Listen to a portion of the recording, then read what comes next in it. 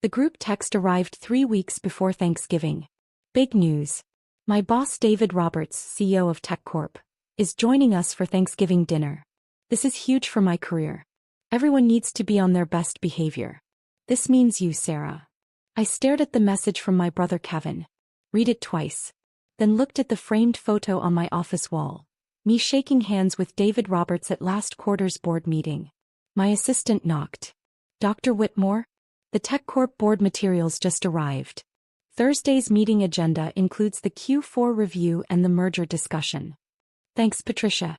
I'll review them tonight. She hesitated. You're smiling. Good news. My brother just invited my board colleague to Thanksgiving dinner. He has no idea we know each other. Oh, this should be interesting. Interesting doesn't begin to cover it. I'm Sarah Whitmore, 41 years old, and I've spent my entire life being dismissed by my family. My brother Kevin is 3 years younger. From birth he was the golden child. The son. The heir. The one who mattered. I got straight A's. Kevin got participation trophies. Guess which one Dad celebrated? I graduated high school as valedictorian. Kevin barely graduated. Dad threw him a huge party for making it through. I got a full ride to MIT for computer science. Dad said, "That's nice, but who's going to marry a woman who's smarter than him?" Kevin went to state school on Dad's dime, partied for 5 years and graduated with a 2.3 GPA in business.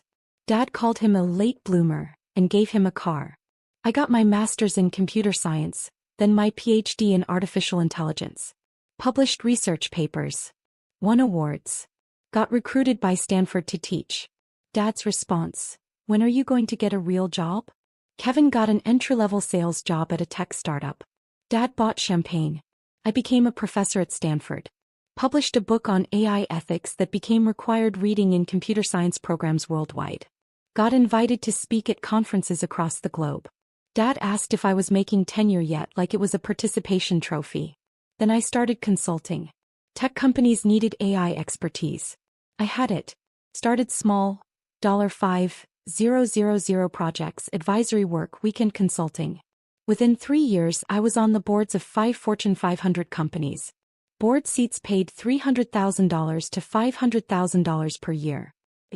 I made $2.1 million annually just from board work. Another $800,000 from my Stanford salary and research grants. Plus consulting fees that ranged from $50,000 to $200,000 per project. Last year my total income was $4.3 million. My family thought I was a teacher making $80,000 a year. Because I'd stopped trying to correct them. Kevin had been at TechCorp for 2 years. Sales associate. One of 300 people doing the same job. He made maybe $65,000 a year plus commission. But he talked like he ran the company. Every family gathering was the Kevin show. Stories about his big deals. Name-dropping executives. Explaining technology he barely understood to our parents who understood even less. Dad ate it up. "That's my son. Moving up in the world." Mom would add, "Sarah, you should ask Kevin for career advice. He really understands business." I had a PhD from MIT and sat on 5 corporate boards. Kevin cold called small businesses trying to sell cloud storage solutions. But your mom. I'd ask Kevin for career advice. Last Christmas, Kevin had announced he was being mentored by senior leadership. "David Roberts himself knows my name," Kevin said proudly. Video. "He stopped me in the hall last week and asked about my sales numbers." "That's wonderful, honey," Mom gushed. Dad beamed. "See, Sarah? That's what success looks like. Making connections. Getting noticed by important people." I sipped my wine and said nothing. Because I'd been in a 3-hour board meeting with David Roberts 2 days earlier, discussing a potential $8 billion merger. David had asked my opinion on the AI integration challenges. The entire board had waited for my analysis before voting. But telling my family that would require them to listen. To believe me. To acknowledge that maybe, possibly, I knew what I was talking about. So I said nothing. Kevin's Thanksgiving announcement came with 6 follow-up texts. "Dad, make sure the house looks good. First impressions matter. Mom, we need good food. Not your usual stuff. This is a Fortune 500 CEO. Sarah, please dress appropriately. Nothing weird. And don't talk about your teaching stuff. It's boring. Everyone. David Roberts is worth $400 million personally. TechCorp is a $15 billion company. This is the most important dinner of my career. If this goes well, I could get promoted to senior sales associate. Maybe even account executive. Do not embarrass me. I screenshot every message. Sent them to my colleague Jennifer, who also sat on TechCorp's board. Her response, "Oh my God. Does David know he's having dinner with your family?" Apparently not. Are you going to tell him? Not yet. I want to see how this plays out. You're evil. I love it. I called David's executive assistant, Monica. We'd worked together on board materials for 3 years. Monica, did David accept a Thanksgiving dinner invitation from Kevin Whitmore in sales? Oh, you know about that? Yes. Kevin's been persistent. Sent 3 emails. Finally, David said yes just to stop the requests. He's going for an hour max. Kevin is my brother. Silence. Then, I'm sorry, what? Kevin Whitmore is my younger brother. He has no idea I'm on TechCorp's board. How is that possible? My family doesn't pay attention to my career. They think I'm just a teacher. Monica started laughing. This is going to be amazing. Does David know? Not yet. I thought I'd let it be a surprise. Dr. Whitmore, you're diabolical. Can I tell David? No. Let him figure it out. This is the best thing that's happened all year. The week before Thanksgiving, Kevin's instructions intensified. Sarah, I bought you an outfit. It's at Mom's house. Please wear it. You always dress like a librarian. The outfit was a floral dress from Target. Size large. I'm a size 6. I texted back, I'll wear my own clothes, thanks. Sarah, this is important. Can you just once not make everything difficult? I left him on read. Wednesday before Thanksgiving, Kevin called. I need to prep you, he said without greeting. Prep me for what? For meeting David. He's incredibly successful. CEO of a major company. You need to be respectful. Don't ask stupid questions. Don't talk about things you don't understand. Like what? Like technology. Business. Anything corporate. Just stick to teaching or whatever. Kevin, I have a PhD in computer science. I think I can handle a conversation about technology. Having a degree isn't the same as real-world experience, Sarah. David built a $15 billion company. You grade papers. It's different. I counted to 10. Anything else? Yeah. Don't mention your age. You're 41 and single. It's embarrassing.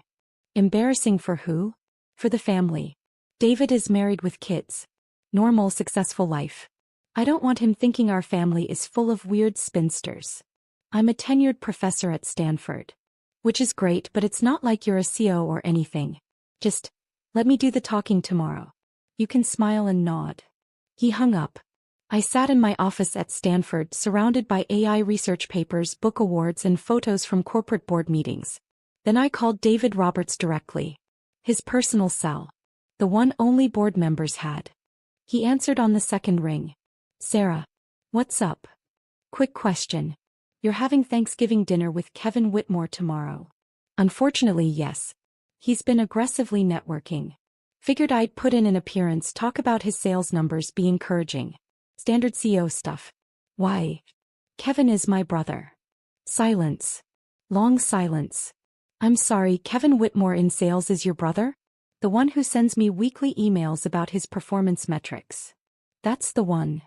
How did I not know this? He doesn't know I'm on your board. My family doesn't know I do corporate work. They think I'm just a Stanford professor. David started laughing. Actual full laughter. You're kidding. Nope. Kevin's been telling the family for weeks that his CEO is coming to dinner. He's coaching everyone on how to behave. Including me. He told me not to talk about technology because I don't have real-world experience. You literally advised us through a $3.2 billion AI acquisition last quarter. I know. You published the paper that changed how we approach machine learning ethics. I know. You're one of the most respected AI experts in the country. Kevin doesn't know that. He thinks I grade papers. More laughter. This is incredible. What do you want me to do? Nothing. Just show up. Let it unfold naturally. Sarah, I have to tell you, this might be the highlight of my year. Line 2. Thanksgiving Day. I arrived at my parents' house at 2 p.m. wearing a black cashmere sweater and tailored pants. Professional but comfortable. Kevin took one look and frowned. I bought you a dress. I'm wearing this. Sarah. Kevin, drop it. Mom rushed over. Sarah, honey, maybe you could change? Kevin's boss is very important. I'm aware. Dad appeared. Sarah, your brother is trying to make a good impression. The least you can do is cooperate. I'm wearing this. If Kevin's boss has a problem with cashmere and good tailoring, that's a concerning business strategy. Kevin pulled me aside. Why do you always have to be difficult? I'm wearing clothes. That's not difficult. You know what I mean. This is important to me. Why can't you just be supportive? I am being supportive. I'm here, aren't I? He looked at me like I was a stranger. Sometimes I don't understand you at all. The feeling is mutual. David Roberts was due at 4 p.m. Kevin checked his watch every 3 minutes starting at 3:30. At 3:45 he gathered everyone in the living room. Hey, here's the plan. When Mr. Roberts arrives, Dad and I will greet him. Mom, you offer drinks. Sarah, you can help in the kitchen. I'm not hiding in the kitchen. I'm not asking you to hide. I'm asking you to be helpful. By staying out of sight? By not making this about you. I sat down on the couch. I'll stay right here. Kevin looked panicked. Sarah, please. The doorbell rang. Kevin literally jumped, straightened his tie, took a deep breath. Everyone, best behavior. This is the most important moment of my career. He opened the door.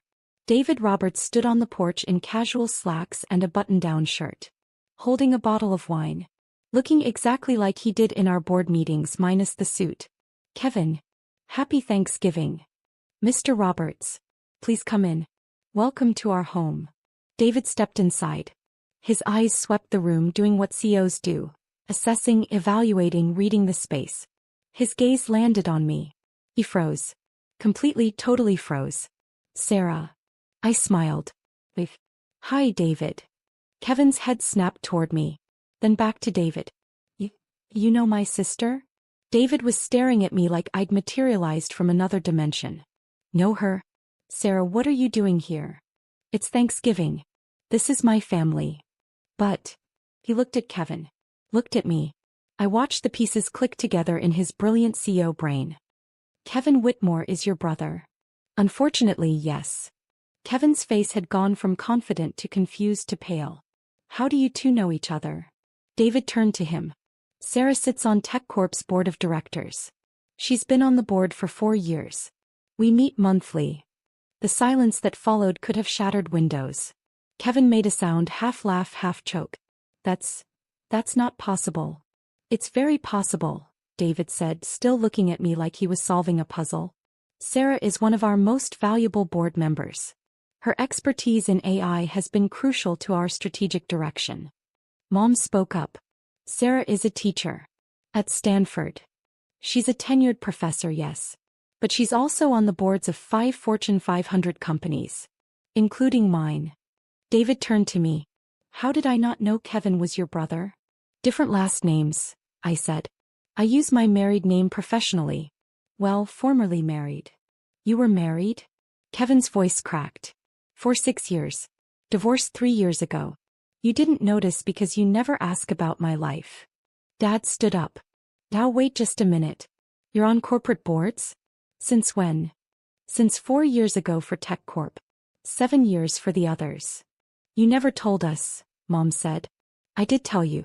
Multiple times. You said it was nice, and changed the subject. David was watching this exchange with visible fascination. I'm sorry, you told them you were on corporate boards and they didn't, what? Believe you. They didn't ask for details, I said. They assumed it was some minor advisory thing. Not worth discussing.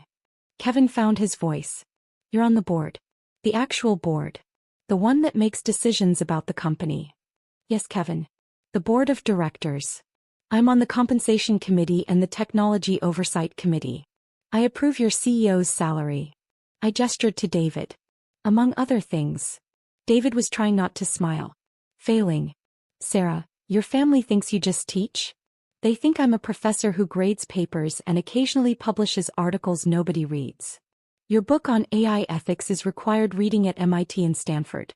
It's been cited in over 3,000 academic papers. Your research changed how the tech industry approaches machine learning. Kevin sat down. Actually sat down like his legs had given out. Dad looked at David. Is this true? Absolutely true. Sarah is one of the foremost experts on artificial intelligence in the world. Companies pay her up to $200,000 for a single consulting project. Her board seats pay $300,000 to $500,000 annually. Each. Mom's hand went to her mouth. She makes more than I do, David continued, clearly enjoying himself now. And I'm the CEO of a $15 billion company. That's not quite true, I corrected. Your compensation package last year was $12 million. I make about $4.3 million. Fair point, David conceded. But you make it without the stress of running a company. Kevin was staring at me. $4 million? Give or take. Depends on consulting projects and speaking fees. Speaking fees. I give keynote speeches at tech conferences. Usually $50,000 to $75,000 per speech. The room was completely silent. David, to his credit, was handling this beautifully. You know, Kevin, you told me your sister worked in retail. Kevin's face went from pale to red. I said she worked at a university. You must have misunderstood. No, you specifically said retail. I remember because I thought it was odd that you had a sister in retail while you worked in tech. I don't remember saying that. I do. It was 3 months ago. You were in my office trying to schedule this dinner. I leaned forward. Kevin, why would you tell your boss I worked retail? I didn't. I might have simplified. You were embarrassed, I said quietly. Of me. Of what you thought I did. So you lied. That's not fair. Isn't it? You've spent years telling me to be quiet about my work. To not bore people with my research. To let you do the talking because I don't understand the real world. Dad cleared his throat. Sarah, we didn't know. Because you didn't ask.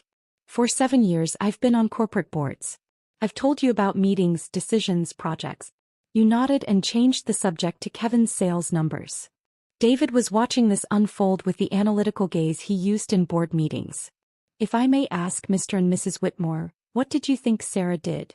Mom spoke softly. We thought she was a professor. Teaching classes. Writing papers. She is. She's also one of the most influential voices in technology. Her research has shaped policy decisions at the federal level. The AI ethics framework she developed is being adopted by companies worldwide. We didn't know, Dad said. Because you didn't want to know, I said. Kevin's work was exciting. Important. Worth celebrating. Mine was boring academic stuff. Kevin stood up abruptly. I need some air. He walked out to the backyard. David looked at me. Should I go talk to him? That's up to you. As his CEO or as your colleague? Whichever role you think fits the situation better. He smiled. I'll be right back. Through the window I watched David approach Kevin in the backyard. They talked for several minutes. Kevin gesturing. David standing calm, hands in pockets, listening. Inside the silence was excruciating. Finally Mom said, Sarah, why didn't you tell us?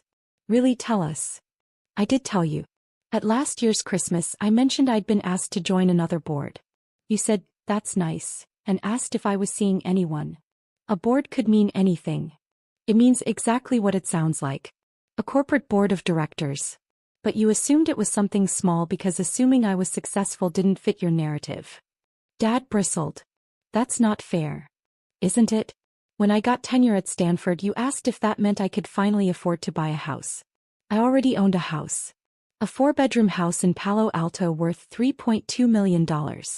Paid in full. Mom blinked. You own a house? For 6 years. You've never visited. Never asked to see it. Never asked about my life beyond. Are you dating anyone? We thought you were struggling, Dad said. Single, working in academia, we thought you needed support.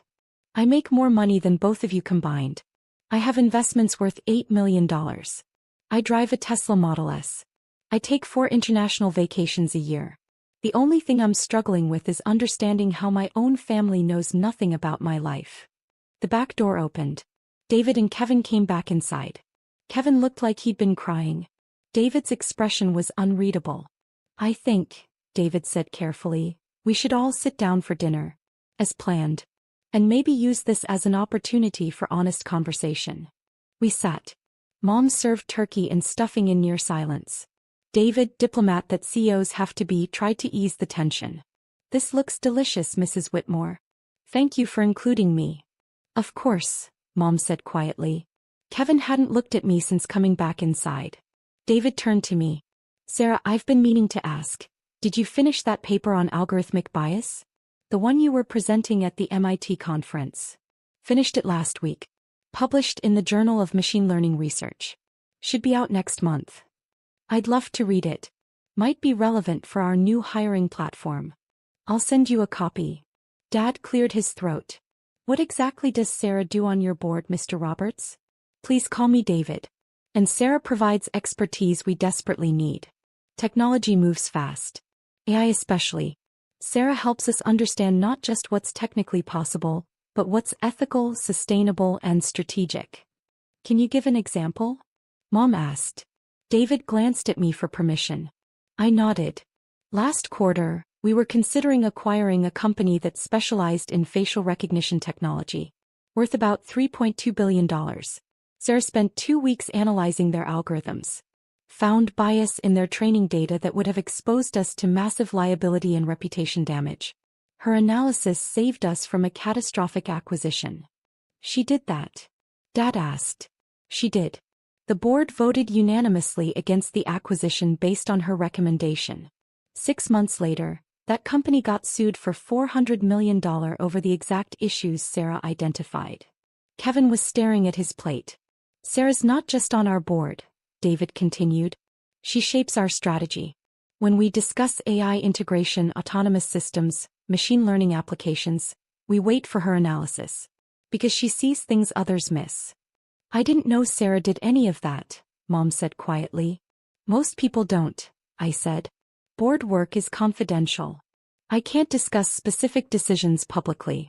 But when I mentioned being in board meetings, being on committees, consulting for tech companies, that was all real. You just never asked for details. Kevin finally spoke. I told everyone you just graded papers. I know. I told David you worked retail. I know that too. Why didn't you correct me? Would you have believed me if I did? He opened his mouth. Closed it. No answer. David cut into his turkey. For what it's worth, Kevin, your sister is one of the most impressive people I work with. She's brilliant, insightful, and completely unpretentious about her expertise. Unlike some people, I said, looking at Kevin. He flinched. Sarah, Mom started. We owe you an apology. For what specifically? For not seeing you. Really seeing you. For assuming I was less successful than Kevin, I added. For telling me to be quiet about my work. For dismissing my career while celebrating his entry-level sales job. Dad shifted uncomfortably. We didn't mean. Yes, you did. You meant exactly that. Kevin was the son. The important one. The one whose career mattered. I was the daughter who didn't quite fit. Too smart. Too unmarried. Too different from what you wanted. The silence that followed was broken only by David's fork on his plate. Then he said quietly, I think this is a family conversation. I should probably go. Please stay, I said. You're the only person here who's actually valued my expertise. He stayed. After dinner, Kevin asked to talk to me privately. We went to the front porch. November evening. Cold enough to see our breath. I'm sorry, he said immediately. For which part? All of it. Telling David you worked retail. Coaching you not to speak. Assuming you knew nothing about technology. He looked at his hands. Telling the family for years that you were just a teacher. Making you feel small. Why did you do it? Because you scared me. I hadn't expected that. Scared you how? You were always smarter. Always more accomplished.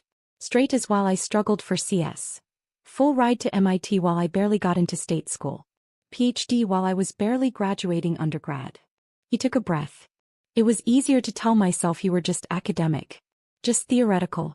That I was the one in the real world, doing real work. My work is real, Kevin. I know that now. I've always known it, I just didn't want to admit it. Why not? Because then I'd have to admit that you succeeded without Dad's help. Without family money. Without any of the advantages I had.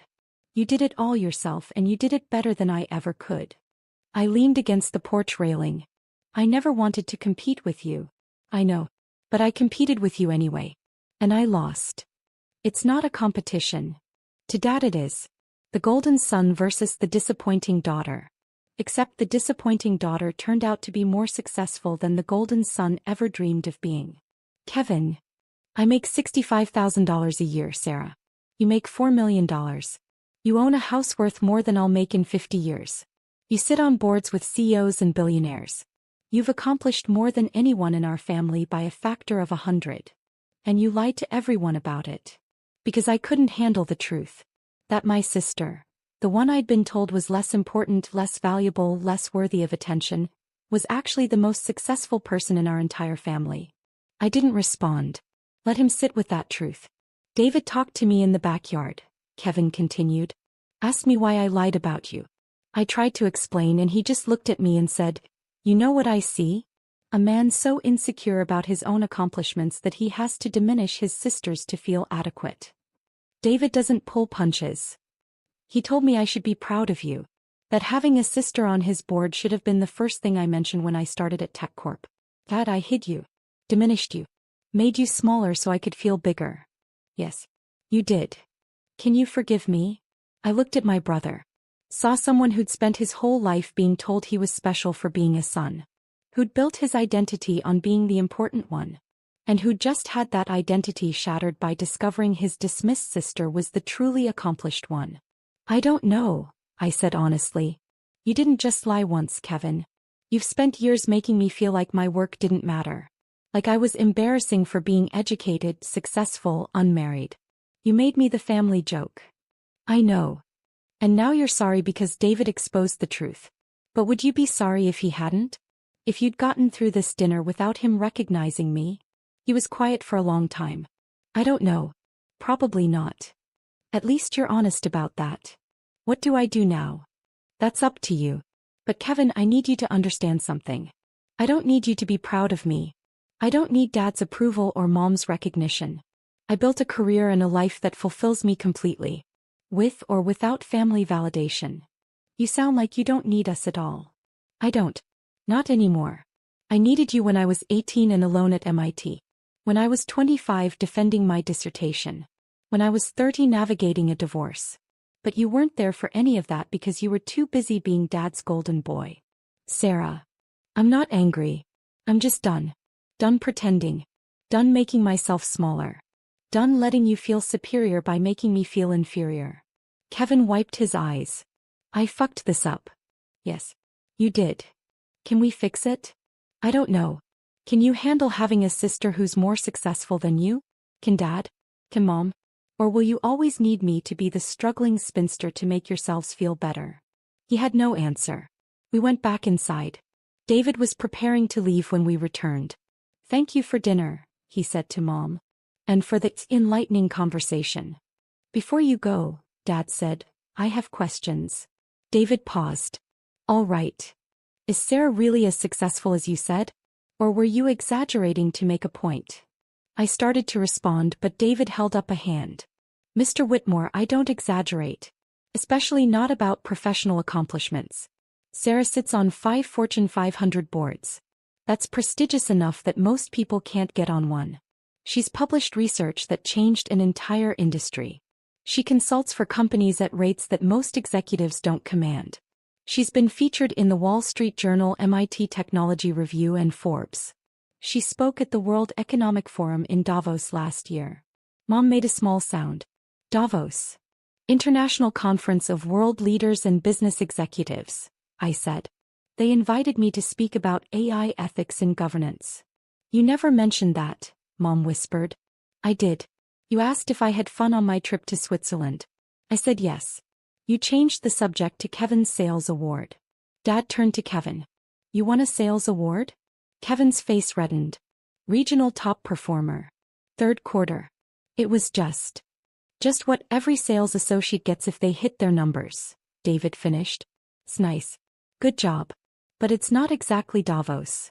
The comparison hung in the air. Uncomfortable. Undeniable. Dad sat down heavily. How did we not know any of this? Because you didn't want to know, I said. You wanted me to be the quirky professor.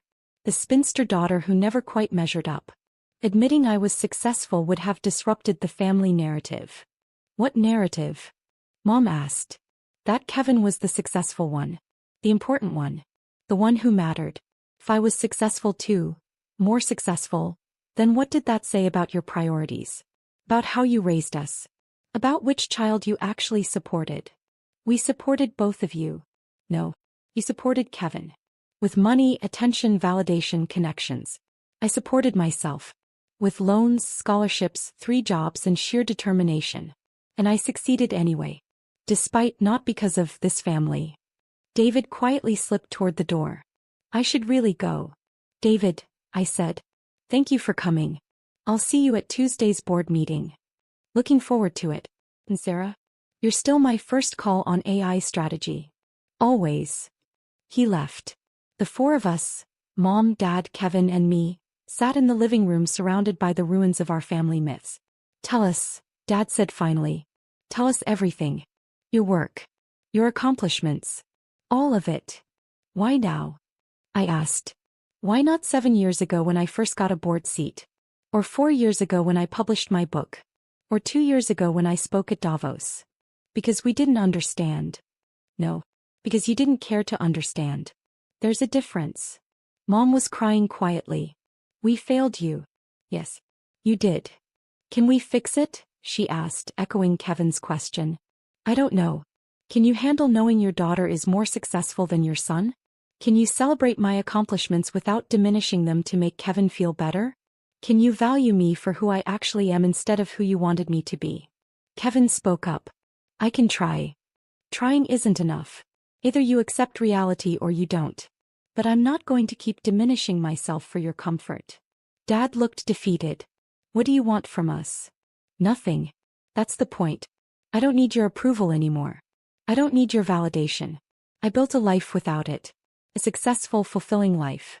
You're welcome to be part of it, but only if you can handle the truth of who I am. Which is? Mom asked. Dr. Sarah Whitmore. Stanford professor. Corporate board member. AI ethics expert. Author. Speaker. Consultant. Someone who makes $4 million a year doing work that matters. Someone who owns a $3.2 million house. Someone who travels the world advising governments and corporations. Someone who succeeded despite being told she was less important than her brother. The silence stretched. Finally, Kevin said, I told my coworkers about you. After David left my office today. I told them my sister is on the board. That she's brilliant. That she's one of the most respected AI experts in the world. Why? Because David asked how I introduced you at family events. I said I usually didn't mention you much. He said, if my sister was Sarah Whitmore, she'd be the first thing I talked about. And he was right. What did your coworkers say? They asked why I'd never mentioned you before. I didn't have a good answer. The answer is you were embarrassed. Of me. Of my success that highlighted your mediocrity. He flinched but didn't deny it. Mom stood. Walked over to a bookshelf. Pulled out a photo album. The family history and pictures. She flipped through. Showed us. 17 photos of Kevin's graduation. 3 of mine. 12 photos of Kevin's sales awards. None of my academic achievements. 5 photos of Kevin's wedding. None from my wedding. This is who we were, Mom said quietly. Who we've been. Yes, I said. It is. Can we be different? That's up to you. I left my parents' house at 9 p.m. Drove home to Palo Alto in silence. My phone buzzed with text. Kevin, I'm sorry. Really truly sorry. I know that doesn't fix anything, but I needed to say it again. Mom, please come to Christmas. We want to do better. Dad, I'm proud of you. I should have said that years ago. I didn't respond to any of them. Went home. Poured wine.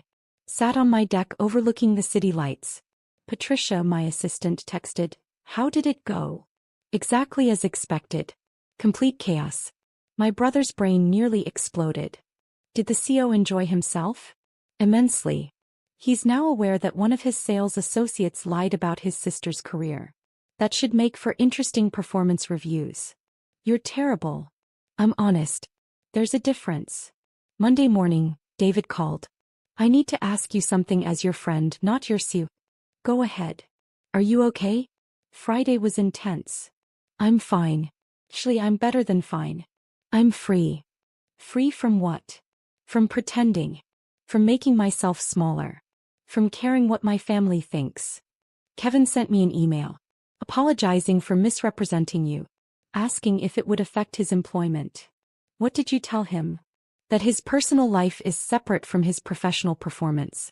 But that integrity matters in all contexts. Diplomatic. I'm a Sue. Diplomacy is the job. He paused. For what it's worth, watching you handle that situation, calm, professional, completely unshaken, reminded me why you're on my board. You have clarity other people don't. Thank you, David. See you Tuesday. Tuesday's board meeting was normal. Strategic discussions. Financial reviews. Merger analysis. At the end, David addressed the board. Before we adjourn, I want to acknowledge Dr. Whitmore. I had Thanksgiving dinner with her family last week. They had no idea she was on this board. Or any board. Or that she's one of the foremost AI experts in the world. The other board members looked shocked. How is that possible? Asked Jennifer, the board member who already knew the story. Because I don't advertise my accomplishments to people who don't value them, I said simply. David smiled. Which is exactly why you're invaluable. No ego. Just excellence. The board applauded. After the meeting, 3 board members approached me. I had no idea your family didn't know about your work. Most people don't. I keep my professional and personal lives separate. Still, to have family not recognize your achievements. It's their loss, not mine. And I meant it. Christmas came with another round of texts. Please come. We want to celebrate you properly this year. I almost declined. Almost spent Christmas alone with a good book and expensive wine. But curiosity won. I arrived Christmas Eve. Brought nothing. Expected nothing. The house was different. Everywhere I looked there were changes. A framed copy of my book on the mantle. My Forbes 40 Under 40 article printed and displayed. A photo from my Davos speech on the wall. Mom saw me noticing. We've been researching. Your work. Your accomplishments. We printed articles. Bought your book. Watched your TED Talk. I've given 3 TED Talks. We watched all 3. Kevin appeared. I read your AI ethics paper. The one about algorithmic bias. I didn't understand all of it, but what I did understand was brilliant. Thank you.